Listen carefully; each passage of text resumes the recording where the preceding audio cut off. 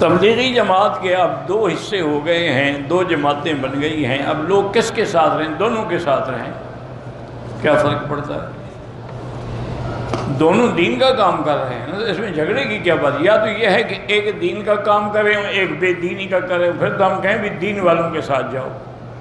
جب دونوں الحمدللہ دین کا کام کر رہے ہیں، تبلیغ کر رہے ہیں، اگر ان کے درمیان میں کوئی اختلاف پیدا بھی ہو گئے ہیں تو آپ کو کوئی حق نہیں کہ ان کے اختلاف پہ انگلیاں اٹھائیں، بلکہ اللہ سے دعا کریں کہ اللہم الف بین قلوبہم واصلح ذات بینہم واہدہم سبل السلام، یا اللہ ان کے اندر اصلاح پیدا فرما دے۔ اس انتشار سے لوگوں کو یعنی بڑی پریشانی ہوتی، اور خاص طور پر جو غیر مسلم اسلام لا رہے ہوتے ہیں وہ بیچارے گھبرا جاتے ہیں کہ اگر اتنی مقدس اور پاک اور بے ضرر جماعت بھی دو ٹکڑے ہو سکتی ہے تو ہم کہاں جائیں۔